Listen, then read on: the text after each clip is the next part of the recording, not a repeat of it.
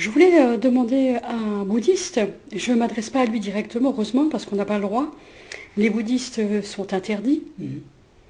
Mais je voulais savoir pourquoi est-ce que le bouddhiste pense quelque chose que je ne suis pas. En fait, je pose la question de cette façon-là. Par contre, je voulais juste dire quelque chose à tout le monde. Ce bouddhiste pense qu'il est dans ma tête. Pourquoi ? Yo, mais pourquoi est-ce que vous écoutez ces gens-là à dire des choses de cette façon-là? Pourquoi? Mais vous savez donc ce que c'est qu'un bouddhiste. Si un bouddhiste n'a pas été sanctionné par un lavage de cerveau, c'est pas un bouddhiste. Pourquoi vous écoutez ces gens-là?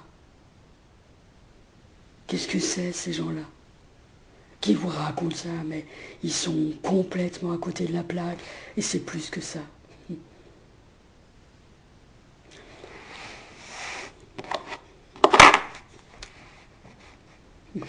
Vous avez commencé par une question, oui, offensante. Donc, vous savez que la France, pendant la Révolution française, donc s'est battue pour le principe de laïcité. Elle s'est battue et a réussi. Finalement, on va le dire comme ça, à mettre le clergé dehors. C'est pas pour se coltiner des bouddhistes. Et c'est pas pour avoir comme autorité l'Église, à nouveau. Jamais, monsieur, jamais. Bon,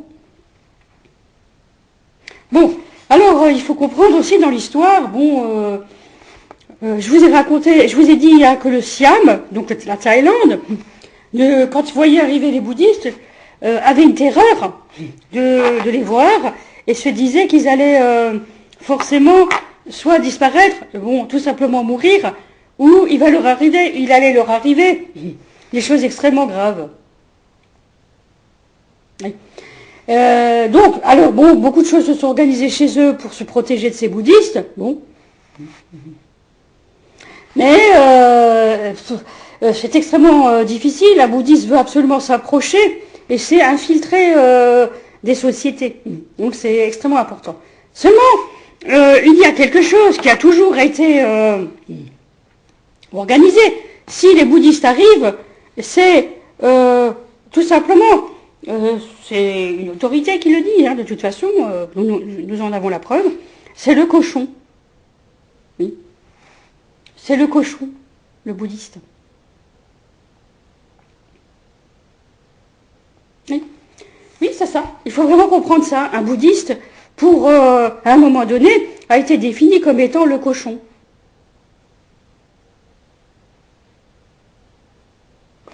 Alors, pourquoi est-ce qu'il a été appelé le cochon?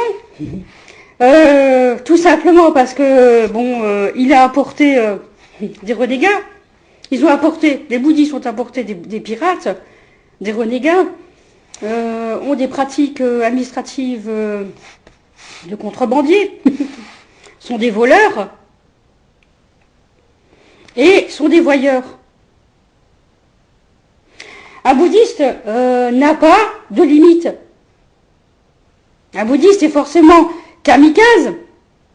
Un bouddhiste est forcément terroriste. Un bouddhiste a eu la fameuse pilule qui l'empêche de ressentir ou d'avoir des émotions. Donc s'il n'a pas d'émotions, il peut y aller.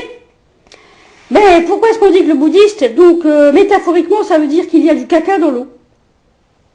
Et que c'est le bouddhiste qui est chié dans l'eau. Et alors métaphoriquement, ça veut dire quoi? Qu'ils ont touché au budget. Au budget, l'eau c'est quoi? C'est la vie sur Terre. Donc ils ont touché au budget qui permet à tous de vivre. C'est pourquoi on l'appelle le cochon.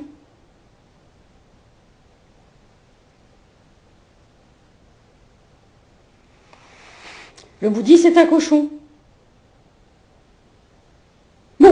Alors le bouddhiste, c'est des naissances tout aussi interdites. Ils naissent par FIV, beaucoup, oui. Ils ont un idéal de pureté, Donc ils veulent naître par FIV. Il y a aussi quelque chose d'horrible. Ils veulent faire utiliser la technique de clonage, je ne sais pas pourquoi. C'est affreux ce qu'on entend, oui. Et un bouddhiste, tiens, son Père est bouddhiste aussi. Et un bouddhiste, oui. En fait, je veux dire, les bouddhistes sont des cochons, vous dites. Oui, les bouddhistes sont considérés comme des cochons par la France. Un Français n'est pas bouddhiste.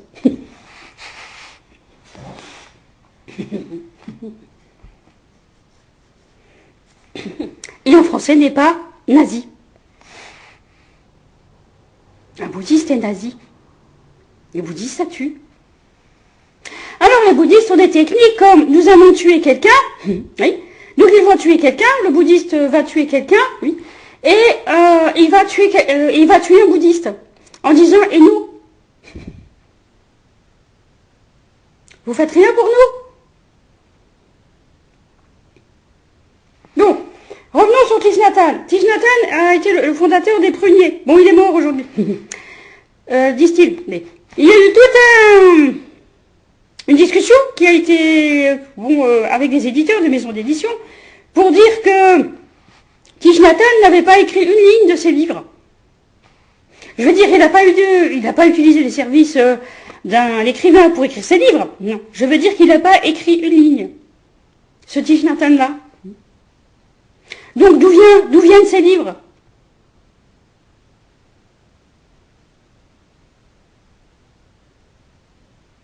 Donc pour les premiers, d'où viennent ces livres? D'où viennent les livres de Thich Nhat Hanh? Bon, et nous savons que que Thich Nhat Hanh pendant toutes ces années travaillé sur quelque chose que le Thich Nhat Hanh, qui se présente comme étant Thich Nhat Hanh au prunier, ne comprenait pas.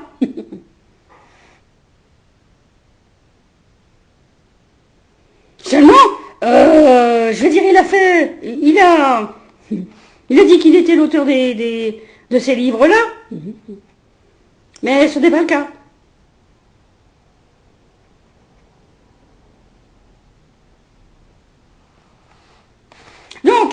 Donc c'est quoi un plagiat?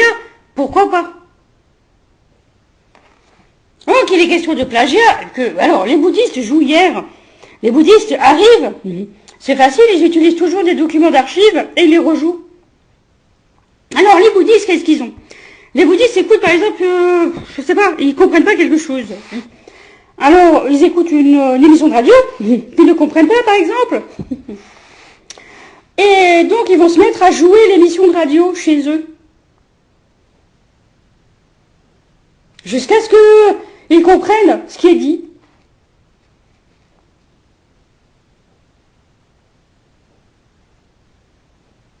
Oui, les bouddhistes, donc, cognitivement, un bouddhiste n'est pas dans le symbolisme. Il n'a pas fait sa théorie de l'esprit. Si vous mettez un gâteau au réfrigérateur, donc il est au réfrigérateur, le bouddhiste ne le voit pas, il ne sait plus qu'il y a un gâteau au réfrigérateur. C'est-à-dire qu'il a disparu, le gâteau. Donc il n'a pas fait sa théorie de l'esprit.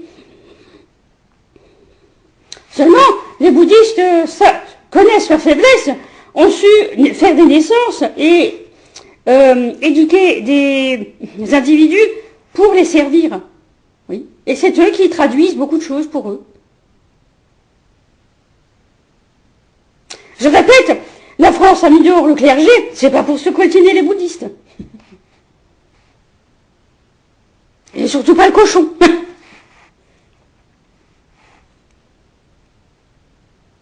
Alors je rappelle à ce prêtre, nous on ne reconnaît pas une autorité, l'autorité doit être laïque en France. On ne peut pas reconnaître l'Église comme étant l'autorité. Qu'est-ce que c'est que ces gens-là dans les tribunaux là? Et puis quoi encore? Et vous n'avez pas compris? Relisez vos livres d'histoire.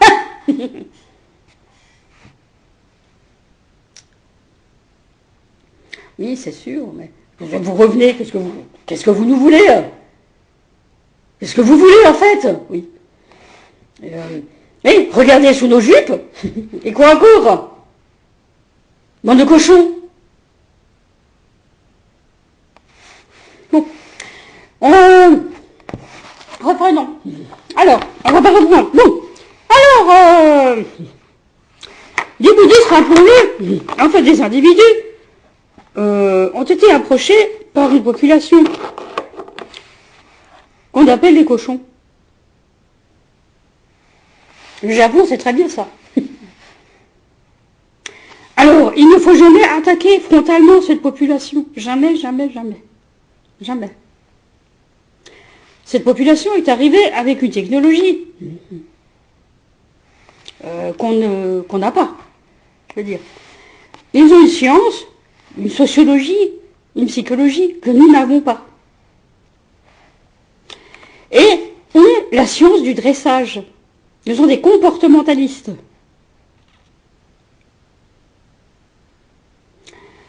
Et donc, quand ils observent des individus,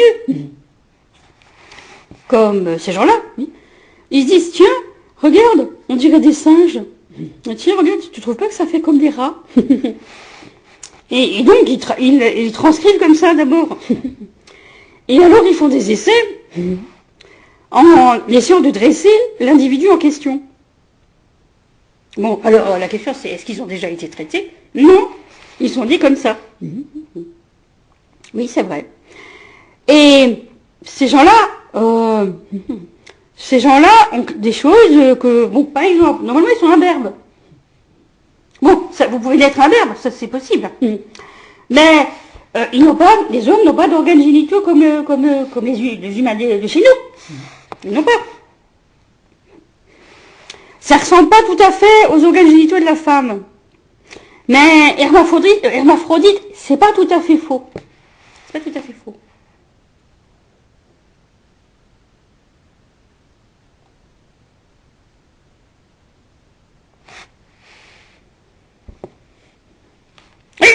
Ils n'ont pas de cheveux, normalement.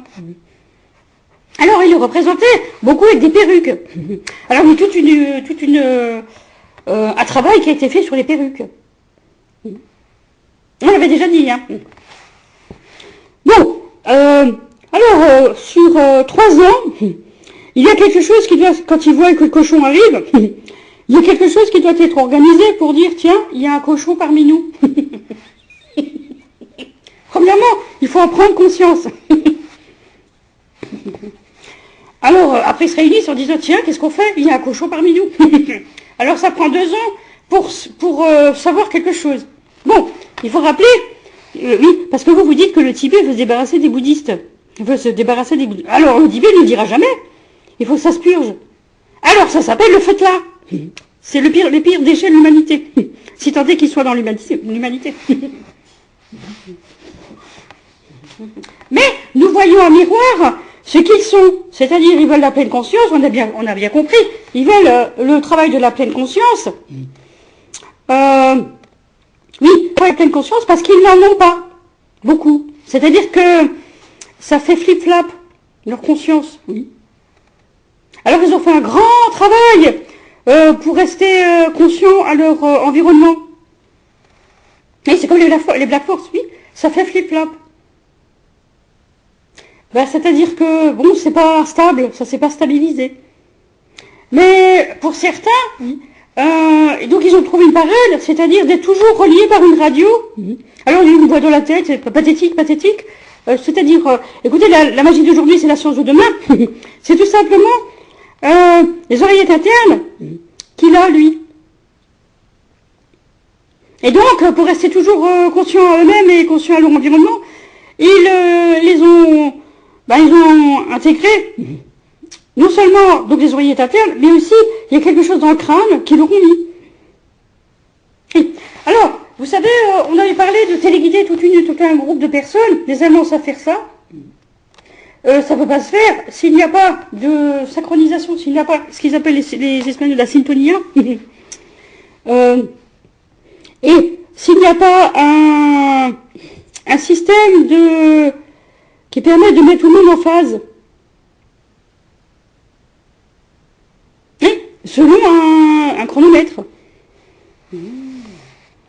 Ah, évidemment. Le problème, Tesla a fait un travail en disant, oui, bon, Tesla, ils savent faire le clavier-chaîne, c'est-à-dire mutiler beaucoup mutiler une personne, mutiler une personne, c'est-à-dire découper une personne jusqu'à sa plus petite unité possible, et ensuite l'intégrer dans quelque chose de robotisé. Ils savent le faire.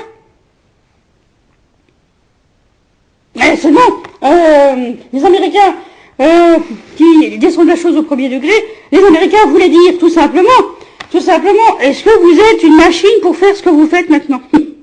Bande d'idiots, bande d'abrutis. Pourquoi je ne confierais pas ce que vous êtes en train de faire à une machine, ce serait mieux fait? Qu'est-ce que vous êtes en train de faire là, vous les bouddhistes?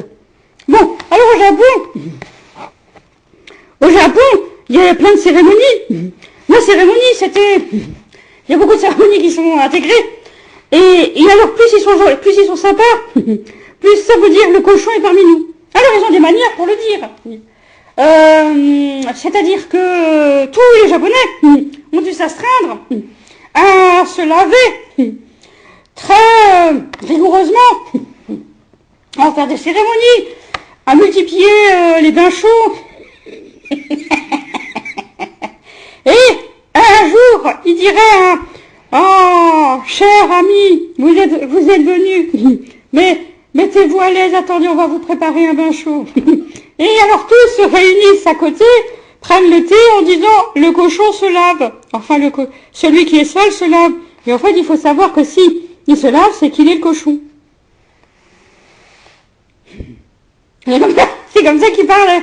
Oui, en disant, tiens, tu as vu qui est en train de se laver? On a fait chauffer de l'eau tellement longtemps. Tu sais, c'est compliqué. Ça coûte cher. Mais on l'a quand même fait. Chauffer de l'eau pour qu'il soit à l'aise. Ensuite, tu as bien mis tout ce qu'il fallait. Parce qu'il faut... Qui est-ce qui va le doucher? On a un servant qui va... On va envoyer un servant. Il faut bien l'arroser. Qu'il baigne dans son jus.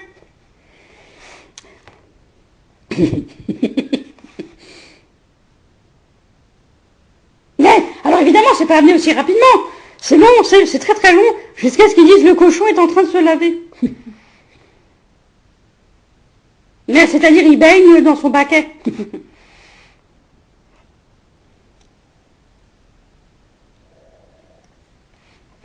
Bon, qu'est-ce que c'est comme c'est la guerre, ils vont dire bien, c'est qui nous a envoyé ce cochon? Qu'est-ce qu'il nous a fait, administrativement parlant? Ils vont découvrir tout ce qu'il a fait, en disant, c'est qui va le manger, ce cochon? Après tout, c'est du cochon. Mais après, beaucoup de choses sont organisées, jusqu'à ce que le cochon soit prêt. Alors c'est long, très très long, jusqu'à ce que ils arrivent à cette chose qu'ils arrivent à faire, des présentations de plats extrêmement délicats. Voilà, c'est ça. Alors, oui, donc un bouddhiste, il dit, vous écrivez une phrase. Et vous avez, c'est un personnage. Le personnage, mais Marlon Brando entre dans la pièce, il a un revolver, il tire sur un bouddhiste. Bon, évidemment, c'est un récit, oui. Et eux, vous l'intégrez comme un fait réel. Mais je vais dire, évidemment, évidemment, je veux dire, il y a une présentation qui est faite. Et alors, ils vont dire, ah, c'est comme un fait réel. Bien sûr, mais, un instant, vous allez le retourner. Non, mais c'est pas grave, je m'en fous, je le dis quand même. Je le dis quand même. Un bouddhiste ne sait pas faire, n'a pas de discernement entre ce qui est réel, ce qui se passe, enfin, par exemple, un mort, c'est un mort, oui, c'est-à-dire asystolie, et ne sait pas la différence entre quand il entend, il est mort. Je veux dire, il peut le lire dans un texte, il est, tata est mort, oui. Oui, d'un roman, par exemple, il dit tata est mort, oui, voilà. Ils savent pas faire la différence. Non, parce que dans le roman, il ne le dirait pas. Comme ça.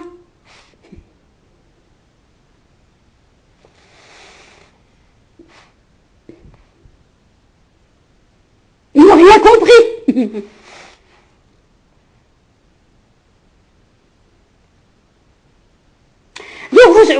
entendez en creux, ceux qui savent faire, ceux qui pensent savoir.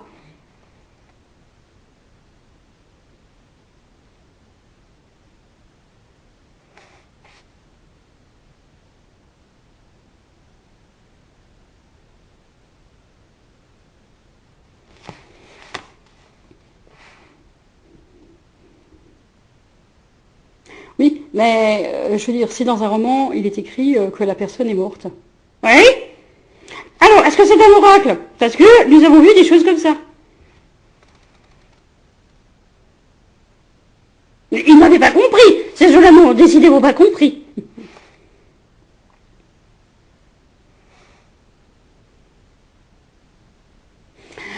Bon, oui, qu'est-ce qui en fait des bouddhistes, qu'est-ce qui fait des bouddhistes des cochons? Bon, ben, ils ont eu des enfants de ceux qui les ont approchés.